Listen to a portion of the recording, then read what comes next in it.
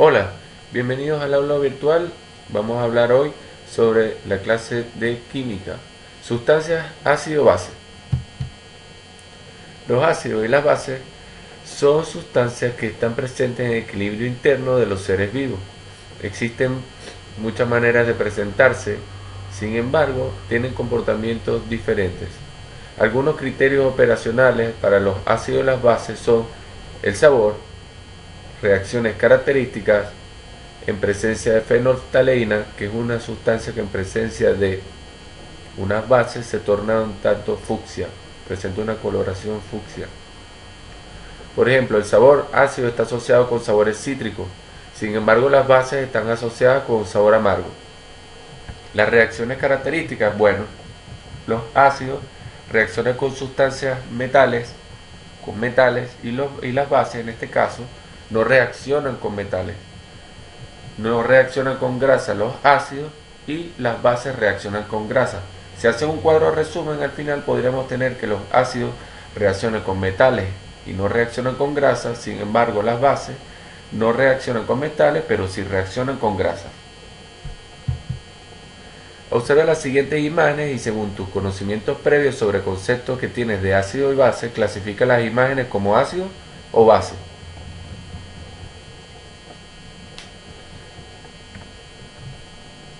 Bueno, seguimos.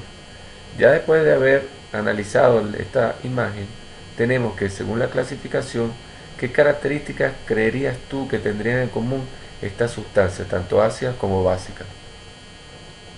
¿Qué otras sustancias o productos están en tu entorno podrías clasificar como ácido y base? Bueno, el concepto de ácido puede resultar bastante conocido para nosotros. Es más, probablemente lo emplea para referirte a ciertas características como el sabor del limón o de la naranja u otro fruto ácido. En cambio, el concepto de base no suele emplearse con tanta cotidianidad. Sin embargo, en el hogar se usan bases como el hidróxido de sodio, comúnmente conocido como sosa cáustica, para destapar desagües. De hecho, un gran número de sustancias químicas reciben la categorización de ácidos y bases producto de su comportamiento y se catalogan según su pH. Este concepto también es conocido por nosotros. No resulta extraño que en el comercio se busquen jabones, champús, cremas e incluso alimentos de pH neutro. ¿Por qué? ¿Sabes qué características tienen aquellas sustancias de pH neutro? Bueno, ¿qué les hace tan especiales? E incluso en la propaganda de televisión, los anuncios, en todo ese tipo de medios comunicativos siempre emplean este, digamos, se puede decir esta característica, porque es notable en este caso. Ahora, a partir de estos ejemplos que estás viendo, es posible negar que las sustancias ácidas y básicas estén presentes en nuestro diario vivir. O sea, imposible negar eso. Ahora, las consumimos y más aún, nuestro organismo depende del sistema ácido-base y registro de pH para funcionar correctamente. Por ejemplo, nuestro sistema digestivo realiza uno de sus procesos más importantes gracias al jugo gástrico, cuya condición más conocida es tener un pH muy ácido. Quiere decir que en nuestro metabolismo de alguna u otra manera está influyendo esta característica ácida de esta sustancia para la digestión o alguno de sus fases. En síntesis, los ácidos y las bases cumplen un rol extraordinariamente importante en nuestra vida. Gracias a su conocimiento, análisis y comprensión, es posible que descubramos un sinnúmero de respuestas a fenómenos cotidianos como el ardor del estómago, por ejemplo. Ahora, en este cuadro resumen de ácidos y bases tenemos la categorización según su aspecto, comportamiento y tenemos la siguiente. En el aspecto, según el sabor, podremos caracterizar al comportamiento ácido como un cítrico o agrio. El comportamiento base, amargo. La reacción con metal reacciona con algunos metales desprendiendo hidrógeno gaseoso en los ácidos y no reacciona con algunos metales en el caso de ser las bases. Reacción con grasa y materia orgánica, bueno, el comportamiento ácido no presenta y el comportamiento base sí presenta. Con fenolftaleína, como le había mencionado antes, que es un indicador que cambia el color en presencia de un ácido o una base, en caso de un comportamiento ácido, la fenolftaleína no cambia el color, pero en un comportamiento básico la fenolftaleína cambiaría a un color fucsia. Esto ustedes tienen que tenerlo claro en el momento de conocer las técnicas de titulación. Eso más adelante lo explicaremos. Asociado también con el comportamiento de otras sustancias. Por ejemplo, podremos explicar ya por qué algunas de las sustancias que se utilizan para limpiar joyas y ciertos metales son de comportamiento ácido. Pues como se explica aquí, reacciona con algunos metales. Inclusive, ciertos ácidos como el vinagre son utilizados para remover el óxido de diferentes elementos de ferretería, por ejemplo un clavo. Comportamiento de base, bueno, usualmente se asocian o se utilizan en sustancias que estén involucradas grasa pero que no tengan ningún metal. Por ejemplo, cuando se junta el aceite y el jabón en las cañerías de los lavaderos, se forman unas masas de una consistencia un tanto chiclosa. ¿Qué pasa? Que se utiliza el hidróxido de sodio, que en este caso es una base, para destaparlo. Pues en este caso disolvería esa masa muy parecida de consistencia jabonosa. Bueno, teniendo claro esto, podemos continuar. Teoría de Arrhenius. En 1887, este científico sueco elaboró su teoría de disociación iónica, en el que establecía que hay sustancias o electrolitos que en disolución se disocian.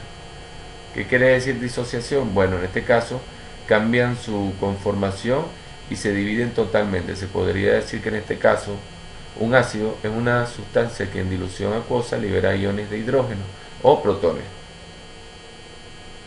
Si analizamos esta gráfica, podemos ver cómo están las moléculas de hidrógeno y las moléculas de cloro separadas totalmente. Aquí el hidrógeno corresponde a un ion con una carga positiva y la otra sustancia, en este claro el cloro, tiene una carga negativa. El ácido clorhídrico, que es lo que se explica aquí, al estar en contacto con el agua, este se disocia en un ion de hidrógeno con carga positiva y en un no metal anión con una carga negativa. Están diferenciados por el color rojo y azul oscuro.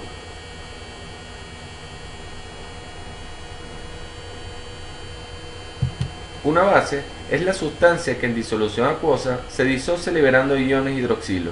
En el siguiente ejemplo podemos obtener que B positivo correspondería a un metal de carga positiva más 1, el grupo hidroxilo, que corresponde al grupo de carga negativa menos 1. Si vemos el sodio, que está representado en una esfera color azul, y el oxígeno y el hidrógeno están representados como verde y rojo y permanecen juntos, nos quiere decir en este caso que el hidróxido de sodio ha sufrido una separación, teniendo el grupo de sodio como una carga positiva y el grupo hidroxilo con una carga negativa.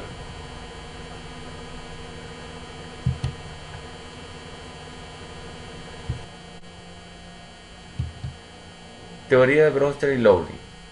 Otra de las teorías fundamentales en ácidos y bases es la que plantearon en 1923 los químicos Johann Brewster y Thomas Lowry, en forma independiente cada uno, lógicamente. Estos proponían una definición más general para ácidos y bases, basándose en una idea revolucionaria. Las reacciones ácido-base implican una transferencia de iones de hidrógeno de una sustancia a otra. Entonces, tendríamos que un ácido es una sustancia que en disolución puede donar uno o más protones. Observemos por ejemplo el comportamiento del ácido clorhídrico en la siguiente reacción. Fijémonos que el ácido clorhídrico está de color rojo y el cloro del otro lado de la reacción está en rojo también. Tienen que prestar atención a lo siguiente.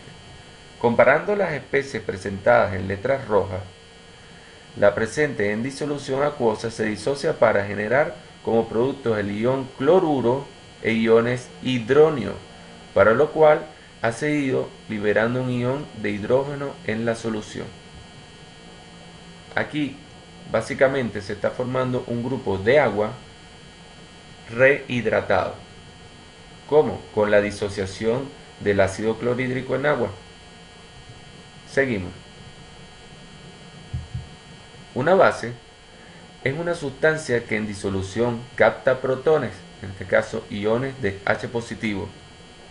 Mirando el mismo ejemplo anterior, observemos el comportamiento del agua. Aquí vemos en rojo la molécula de agua y de hidrógeno.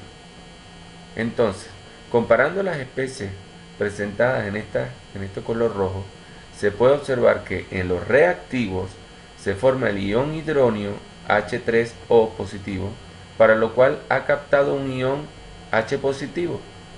A diferencia de la teoría de Arrhenius, como ya se indicó, la de Brewster-Lowry señala que las sustancias ácidas y básicas son complementarias entre sí, al establecer una relación entre la capacidad de ciertas especies de donar ácido y aceptar base, protones, como muestra en el siguiente mecanismo general, que está el HX en estado acuoso, una molécula de agua, una molécula de hidrógeno y un X negativo en fase acuosa.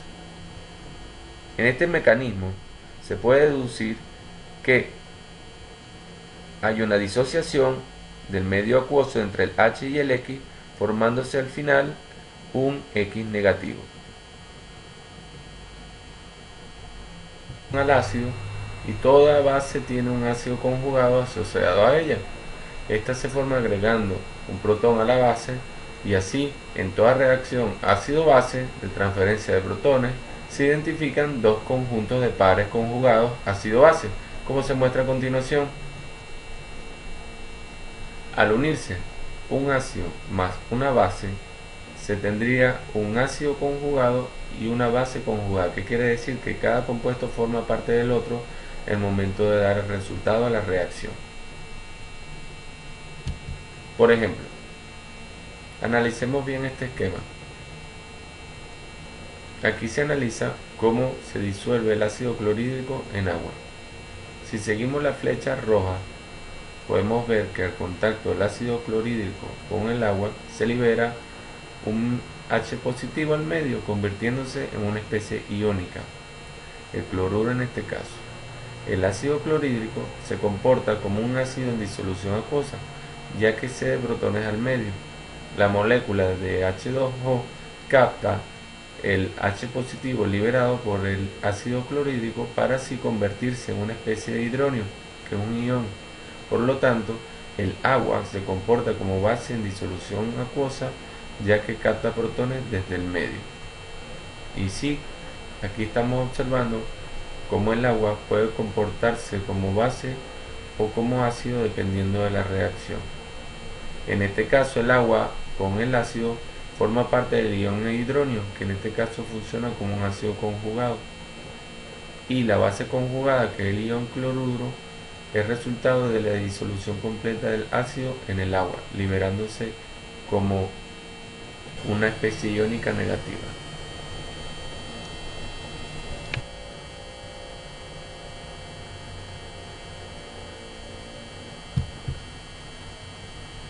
Por otro lado, Gilbert Newton Lewis, un químico estadounidense, formuló en 1938 la teoría del enlace covalente, donde propuso que no todas las reacciones ácido y base implicaban la transferencia de protones, pero forman siempre un enlace covalente dativo, ampliando el modelo ácido-base, lo que resulta de gran importancia en la química orgánica, ya que el concepto de Lewis además identifica como ácidos ciertas sustancias que no contienen hidrógeno y que tienen la misma función de los ácidos comunes que contienen hidrógeno.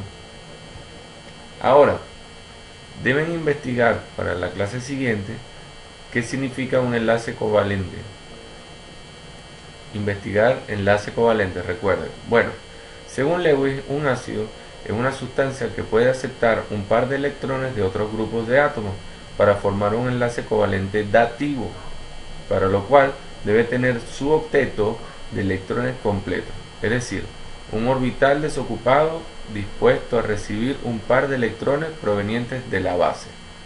En cambio, una base es una sustancia que tiene pares de electrones libres, en este caso sin compartir, capaces de ser donados para formar enlaces covalentes nativos. Tiene octetos completos en este caso.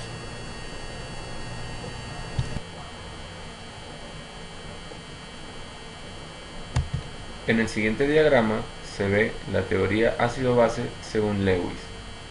Un ácido es una sustancia capaz de aceptar y compartir un par de electrones. Sin embargo, una base es una sustancia capaz de ceder y compartir un par de electrones. Un ácido tiene un orbital vacío para alojar los electrones, mientras que una base tiene un par de electrones libres siempre para ceder, como por ejemplo el agua, el amonio, en fin. Bueno, con esto culminamos la clase, nos despedimos en la próxima. Recuerden investigar sobre lances covalentes y sobre la teoría ácido-base sobre Lewis, que va a ser el punto de inicio de la próxima clase. Hasta luego.